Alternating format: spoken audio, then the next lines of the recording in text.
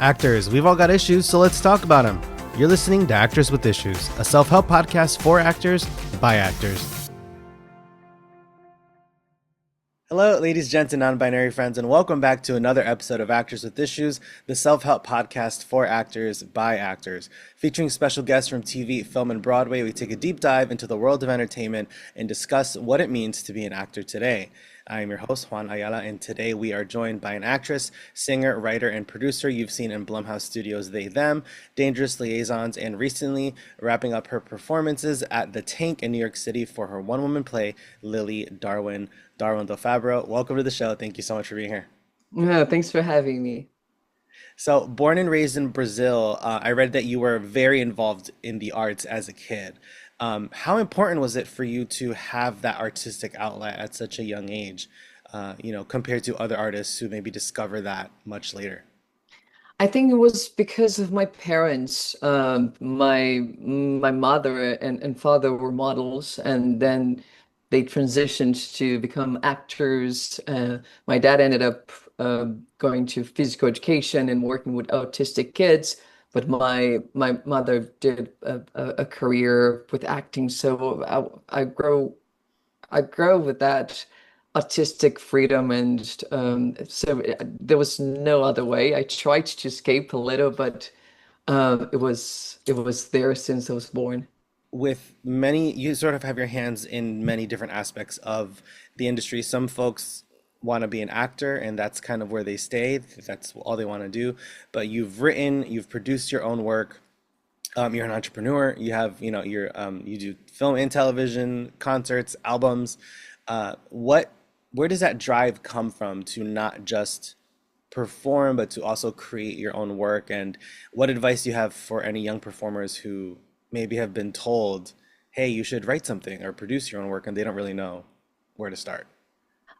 I think it comes with, like, the necessity. The Mm, necessity. I knew that I always knew that I wanted to do an international career, and I knew that I wanted to be ready for it. And growing up in Rio de Janeiro, being a queer kid there, it was something that I didn't see myself mm, um, reflected in other stories. So I knew since a very young age that I have to create my own work and be focused on studying and discovering melodies. I started with music and then did TV shows and produced things. So it was really the necessity and a desire that um, it, it was basically the only thing that made me happy, like mm. fully happy in my life.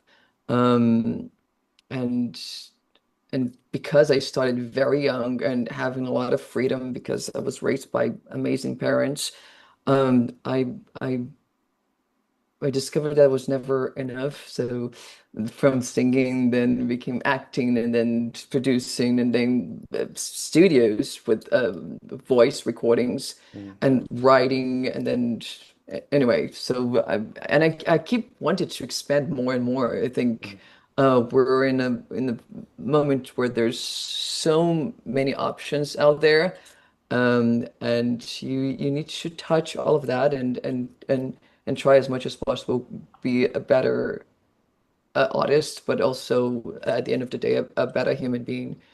Advice, I'm terrible with advices because sometimes it's your own journey, and Mm. um, everyone has their issues and their difficulties related to aspects of everything, just like where you're born culturally.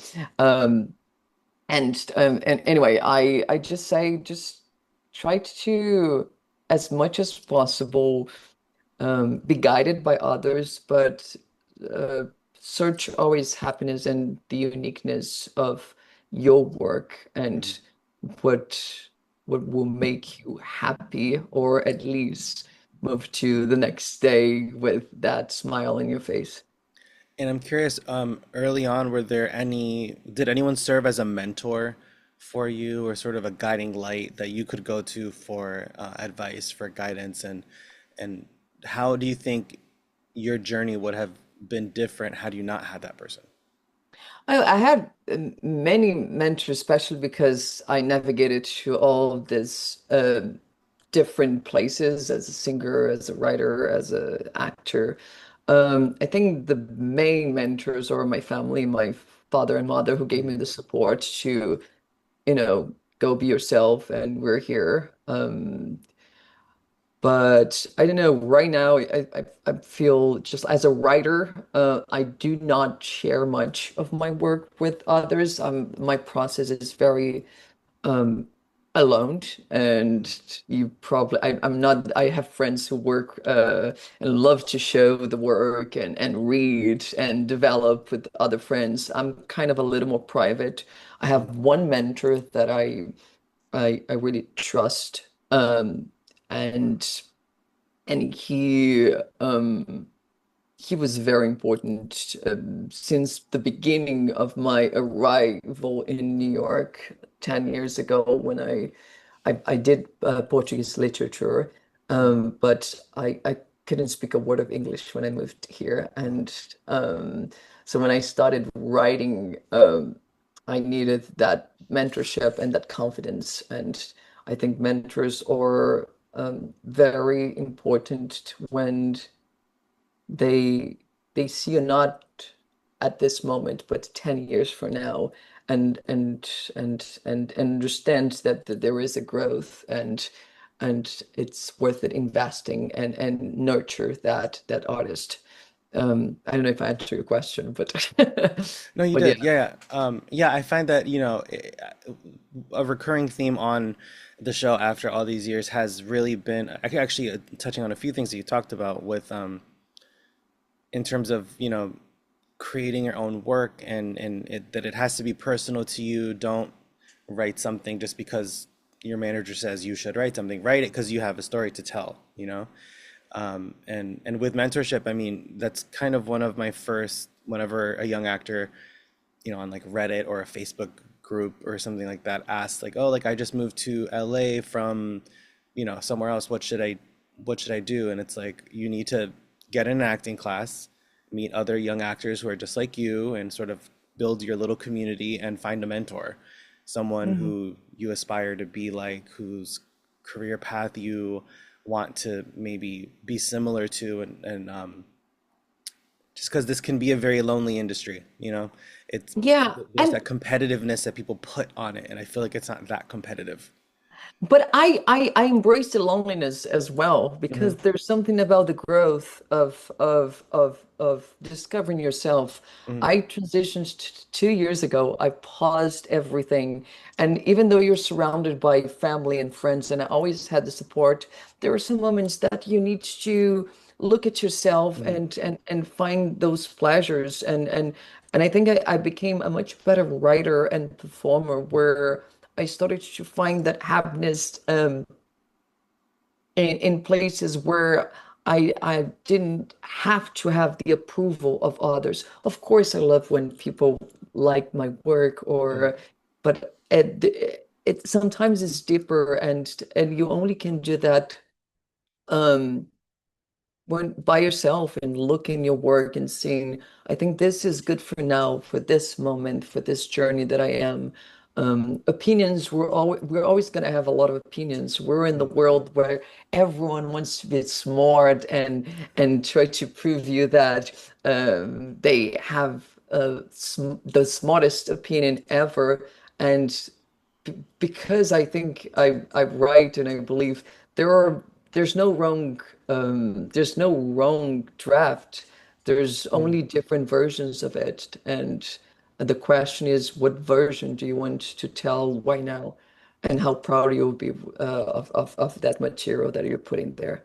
With your solo play, Lily Darwin, by the time we publish this, the run will have finished. But it, what has the development process been like for it? When did you maybe like finish your first draft of it?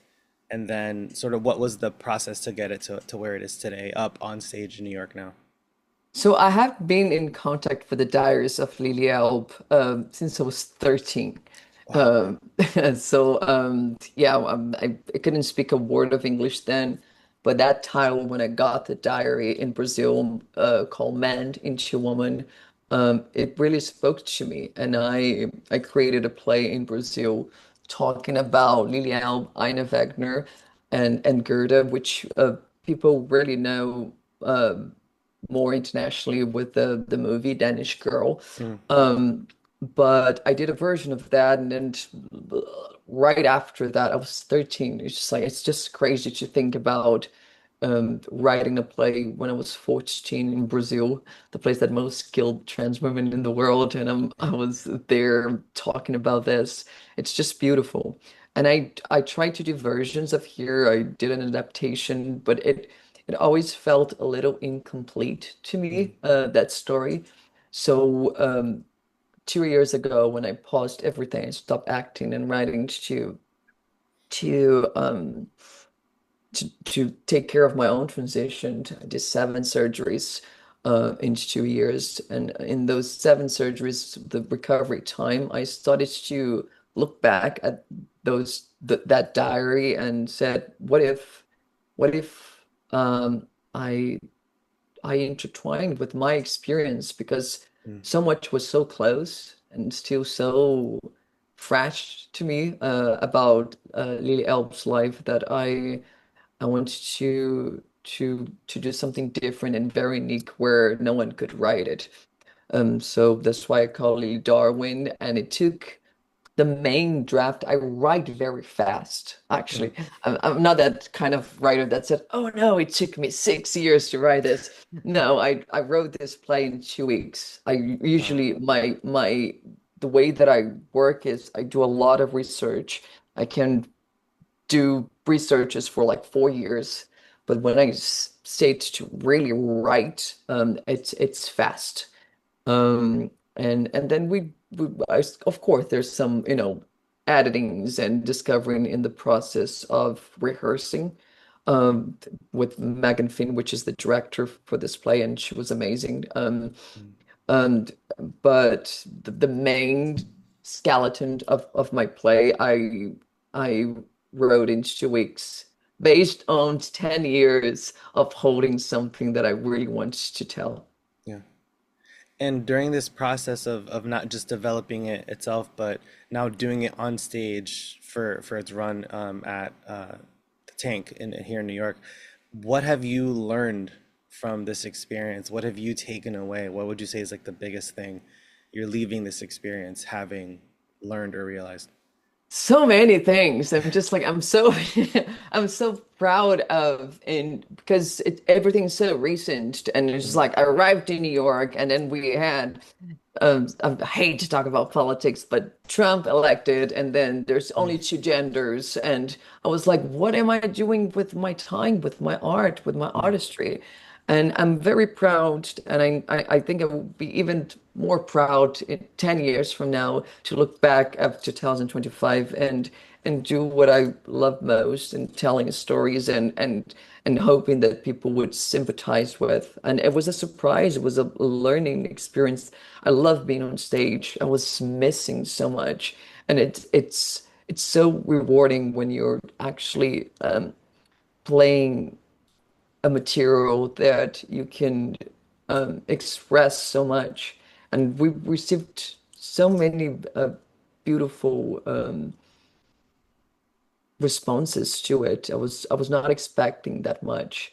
I was challenging myself to put out there and being criticized, because that's art, that's what we mm, do. But I learned a lot. I learned to be certain about some things. And I learned that there is like a genuine place where it speaks to you and you repeat more than 3 times and it still moves you, it's worth it to put it whatever you wanted to put in a platform. Like we have so many things now, TikTok and internet, YouTube.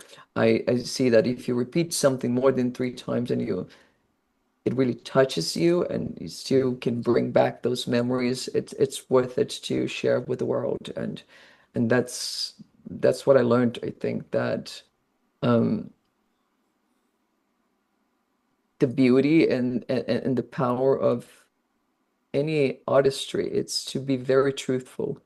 And sometimes the truth hurts, but it's an hour show only, but it seems like 3 hours in the process of the stamina that I have to do it, to perform and to remember so many moments that are beautiful, but also very hard to deal every day. And how can you be truthful to yourself? Because at the end of the day, we are performances, right? I'm acting, I'm on the stage telling that story. So the concentration of retelling that story every day and being truthful without the performance is something that I have learned and I'm still learning, but yeah, it shifts something very unique in my acting. We have lots of our audience is mainly comprised of, young actors and artists who are looking for guidance or maybe answers to questions that maybe they didn't realize that they had. I feel like there's lots of things that as our careers grow, we uncover things that we thought were one way, and it's like, oh my gosh, it's not like that at all. There's lots of misconceptions out there about the industry, being an actor, and all of that. So, what comes to mind is something that you thought about the actor's life or the entertainment industry that as you've gone through your journey, you realize it's not like that at all. It's not like that at all. Mhm. Uh, that's a great question. It's hard.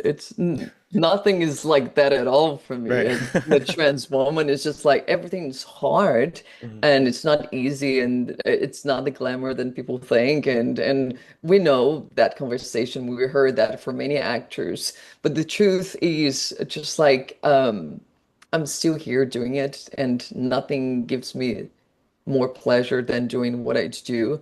I think there's no wrong way to do it. I Mhm. think the thing is sometimes when I was younger, I was a little more shy and locking myself inside my apartment in Rio and not sharing things, afraid that of the criticism or afraid that people would not like the material, rather was singing, dancing, acting, or writing. And I think we're past that. We're in the world where actually I just say to actors, do it and be grounded about it, but put it out there. Start practicing. It's about the opportunities that we build to ourselves and making making the chance to explore those things in a Mhm. way that you can practice. Um, t- Even it's not perfect, it's there, and you're gonna grow so much after you finish those things, especially doing theater or where you perform and understand. So I think if I have an advice, it's just it, do not be so critic about yourself. Um, Put out there, learn how to be criticized by others, but but keep growing to yourself, keep evolving as my name says to myself. I really believe in evolution. Keep growing and doing this for yourself first, and to find that happiness Mhm. that sometimes no one else can give you. And before we go, we always like to end with a quick game. So pick Okay. a number, one, two, or three, Oh, and I'm that terrible depends with on what game games. we play. Okay, what? A number. Pick up a Uh, number. yes, one, two, or three, and then that'll be which game we play. Okay, number two. Number two is it's time for life's big questions. So first, if you could have any superpower, which one would you choose? I already have the superpowers being trans. Period. If you weren't in the arts, what would you be doing for a living? That's hard. I know I it's will find a way to do it. I sneak don't in. know. I think everything's art. You know what I mean? I'm thinking about I would teach, but Mhm. teach is a kind of art. Yeah. Um, yeah, I think there's for us who love what we do and who try to always reinvent ourselves, there's no other way to do anything else in the world. I mean, I can do whatever, but I think art would always be um, here Yeah. surrounding me.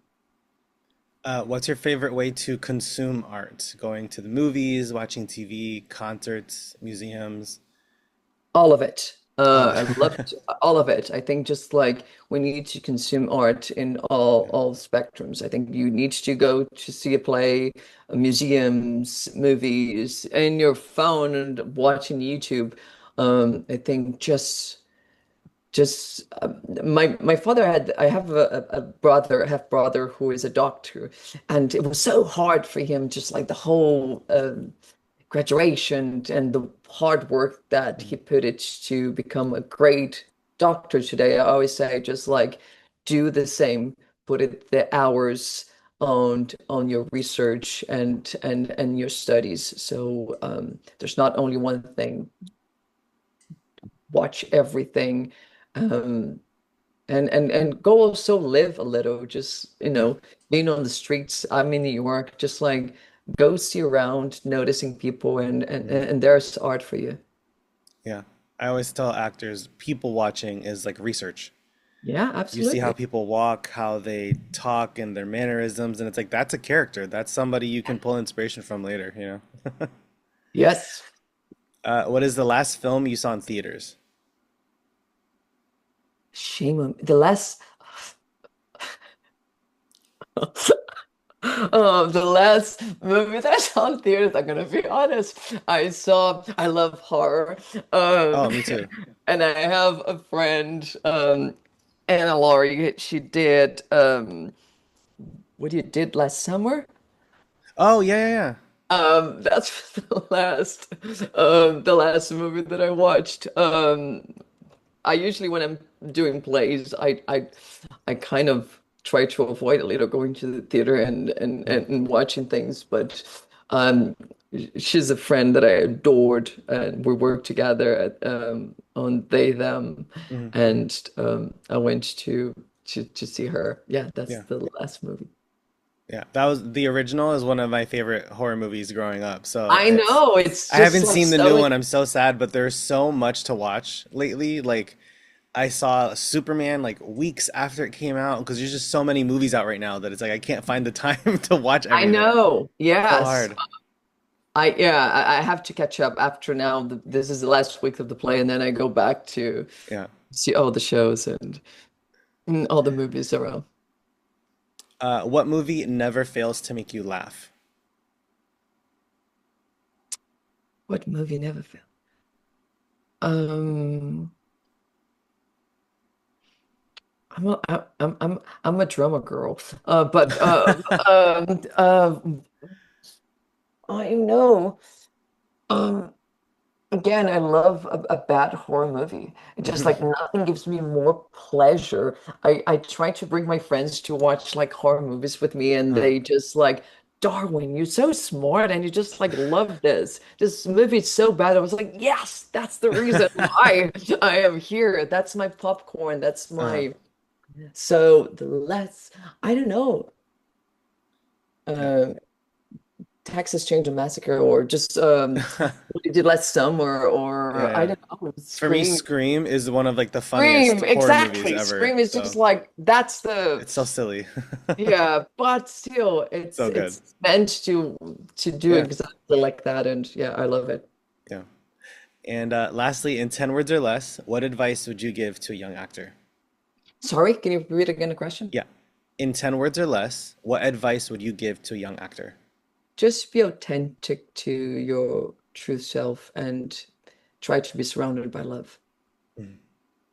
And before we go, actually, I did want to chat about this really, really quick. Of course. The a business you're involved with, Cahoots. So I wanted to chat about that. So how did that come about for you? And where is it? I know it's in the Lower East Side, but like where can folks, maybe find more info on that? Oh, just Cahoots. Where's the address? Oh, I'm terrible with that. It's a collaboration that I'm having with my best friend, Daniel.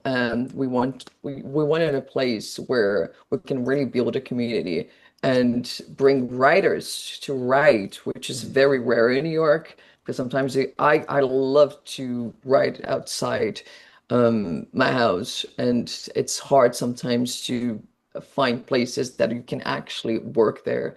Yeah. So Cahoots was born by the necessity of having this community and having writers or artists there, spending some time. We open 8 a.m. and we transition to drinks, and we close at midnight. So it's just like you have the whole day there Yeah.